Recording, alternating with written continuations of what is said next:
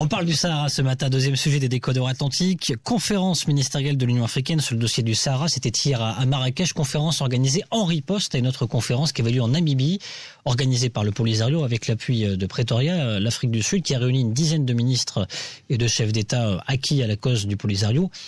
À Marrakech, à cette conférence de l'Union africaine, c'était une quarantaine de personnalités, de ministres et de chefs d'État de l'Union africaine qui étaient représentés. Conférence pour dépolluer l'Union africaine des débats stériles, inutiles et en déphasage avec la réalité, c'est ce qu'a déclaré Nasser Bourita. On sent bien qu'il y a une volonté, Mohamed Douyeb, du Maroc aujourd'hui d'accélérer sur le chantier de l'Union africaine sur la cause du Sahara, parce qu'il y a eu beaucoup d'efforts qui ont été faits par l'Algérie pour contrecarrer l'avancée des pions du Maroc sur ce dossier du Sahara au sein de l'Union africaine. Pour faire le lien avec notre premier sujet sur la communication, regardez, quand on prend l'initiative, quand il y a des actions concrètes, la communication devient simple, fluide. Voilà. Pour moi, c'est l'exemple le plus regardé.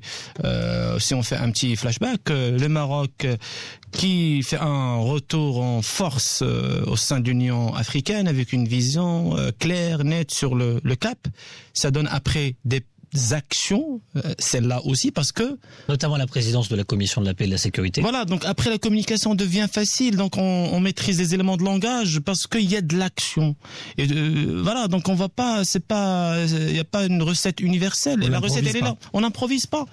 C'est pour ça que vous avez un ministre qui est très à l'aise. Quand il est devant des journalistes et qu'il a sa feuille, sa fiche devant lui, tout est clair. On n'est pas dans la riposte, même si cette action-là répond, mais on le fait en sérénité parce qu'on sait, on maîtrise un dossier. Je pense que c'est là où il faut saluer l'initiative. On peut monter un événement peut-être en 2 semaines qui soit grandiose pour riposter à un acte qui vise le Maroc de manière frontale. Parce qu'on le sait, il faut pas être naïf. Le retour du Maroc, on n'allait pas passer de manière on n'allait pas nous dérouler le tapis rouge. Il faut être naïf pour le croire. Aujourd'hui, le plus dur pour moi a commencé dès que le Maroc est revenu au sein de l'Union africaine. Donc, et on rappelle le but. On rappelle le but notamment de cette conférence, mais aussi du retour du Maroc de l'Union africaine, entre autres. Le but, c'est de faire évacuer l'autoproclamé Rast en tant que membre permanent aujourd'hui au sein de l'Union africaine. Mais ce qui est légitime et ce qui est aujourd'hui sur les statuts, c'est le Maroc défend un dossier sur lequel il n'est pas en anticonformité avec les statuts de l'Union africaine. Donc c'est cette conférence et cette déclaration de Marrakech qui notamment déclare que c'est l'ONU qui est aujourd'hui le seul cadre de discussion légitime sur cette question du Sahara. Ça va dans le bon sens, Hicham Hamadi? Bien sûr, surtout que les négociations continuent et que on a réussi à imposer qu'il y ait des représentants élus de nos territoires. Donc ça fait que le Polisario actuellement il est vraiment, l'étau se resserre. Il a un problème existentiel parce que regardez ce qui se passe en Algérie. Il a un problème de moins en moins, enfin il a été débouté au niveau juridique, au niveau de la Commission européenne et puis après par la Cour de justice de l'Union européenne sur les différents accords, même s'il va tenter à nouveau de il va toujours tenter, il va toujours gesticuler. La réalité une des dernières cartes en main. Il utilisera d'autres. On est en négociation, l'étau se resserre. Pretoria est en train de lui tendre la main en disant tiens, on essaie d'organiser une conférence qui permettra de vous mettre tout devant de la scène. Ça fait pchit avec très peu de représentants, alors que l'annonce disait qu'il y aurait Merkel et que voilà, il y aurait des gens de la communication. On joue sur le registre toujours de la communication pour faire croire que. Oui. Alors ce qui est bien, c'est qu'il y a des actions concrètes. Effectivement, vous les citiez tout à l'heure, notamment cette conférence, c'est du concret. On voit que d'ailleurs le rythme des actions concrètes du Maroc au sein de l'Union africaine, présidence de la Commission paix et sécurité, d'autres commissions également. Cette conférence s'accélère.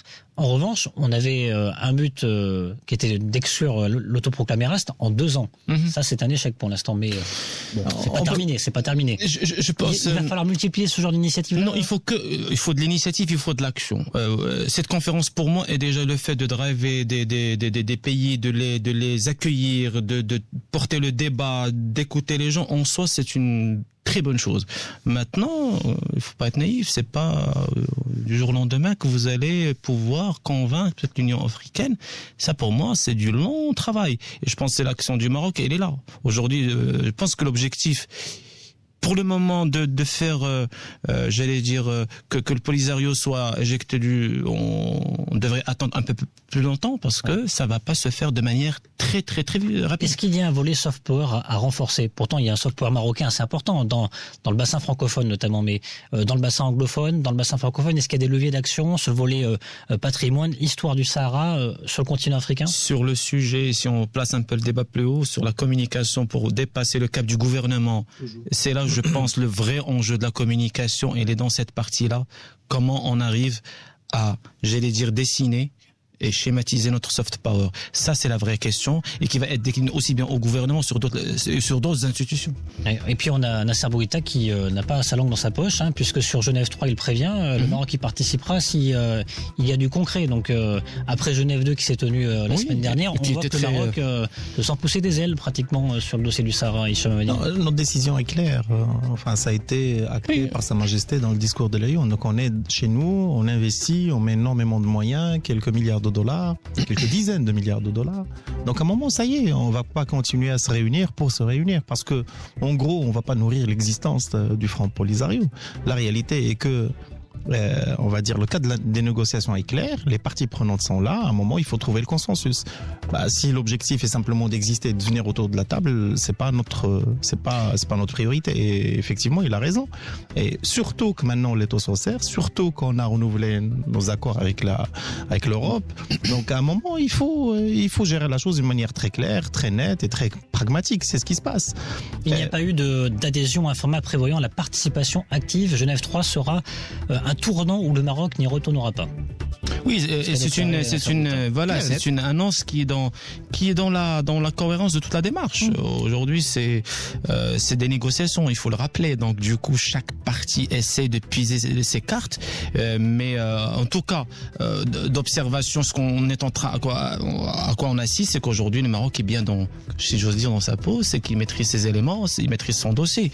Donc c'est l'autre partie qui est en train de chercher comment contrecarrer. Et c'est surtout cette conférence-là à travers la communication. Parce qu'à un moment donné, il faut dire aussi les choses. À un moment donné, sur la partie communication, sur le dossier du Sahara, le Maroc n'a pas été un très bon élève. Je pense que là, il y a du gros rattrapage qui a été fait et l'avenir ne pourra qu'être... Surtout que le premier soutien du Polisario vit des moments difficiles. Exactement. La succession de Bouteflika pose un vrai problème. Il n'y a pas consensus. La rue, il y a une grande qui est là. Donc, je ne crois pas que le soutien va continuer d'une manière indéfinie si ça ne se stabilise pas. Donc, dans la crise, il y a toujours des opportunités. Merci beaucoup, messieurs. Mohamed Douieb, à très bientôt. Merci à toi, merci. Journaliste, expert en médias et contenu de marque, fondateur de l'agence Le Média, Hicham Hamadi, à très bientôt. À bientôt. Analyste politique et économique, directeur général de Hitch Maroc. Vous restez avec nous dans quelques instants. Les experts atlantiques avec Fessat Allaoui. 10h le point info en langue arabe avec Mourad Baba. Je vous retrouve demain pour un prochain numéro des Décodeurs Atlantiques.